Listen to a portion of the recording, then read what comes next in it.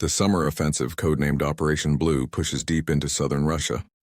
German panzer divisions slice through Soviet defenses, reaching the outskirts of Stalingrad by late August.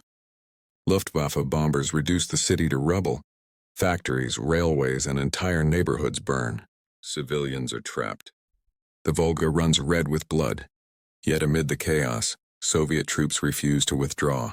General Vasily Trikov and his 62nd Army are ordered to hold the city at all costs.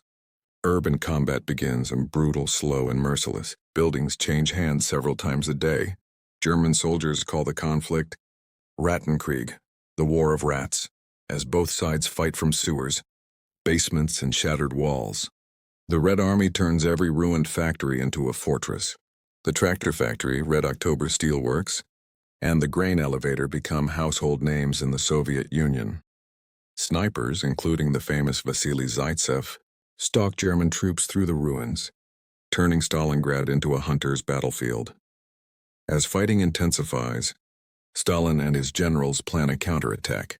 Marshal Georgy Zhukov and Alexander Vasilevsky design Operation Uranus, and a massive pincer movement, aimed not at the city itself but at the weaker Romanian and Italian armies guarding the German flanks. On November 19, 1942, over 1 million Soviet troops launched the counteroffensive under freezing skies. Within 4 days, German lines collapse, and the Red Army encircles the entire Sixth Army under General Friedrich Paulus inside.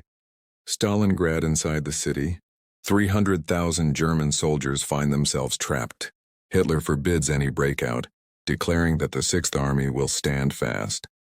The Luftwaffe attempts to resupply the pocket by air, but icy winds and Soviet anti-aircraft fire make it impossible.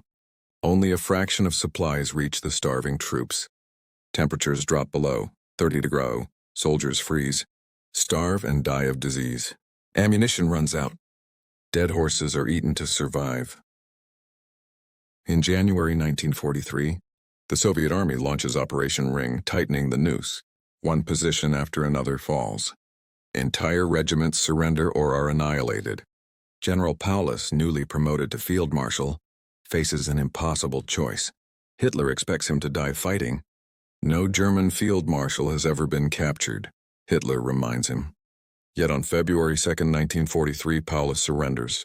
The once mighty Sixth Army ceases to exist. Of the 300,000 Germans who entered Stalingrad, fewer than 90,000 are taken prisoner. Only about 5,000 will ever return to Germany. The defeat shocks the German nation and emboldens the Allies. Stalingrad marks the first major capitulation of Hitler's army and the turning of the tide on the Eastern Front. Soviet morale surges. The Red Army now goes on the offensive, pushing the Germans westward.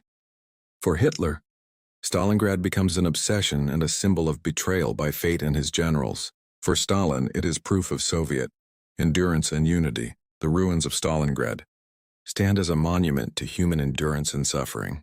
Over 2 million people, soldiers and civilians, perished in the battle. Today, the city, renamed Volgograd, preserves its memory through museums, eternal flames, and the towering statue the motherland calls.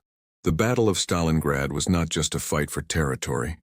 It was a struggle for survival, ideology, and the future of Europe, a turning point that sealed the fate of Nazi Germany.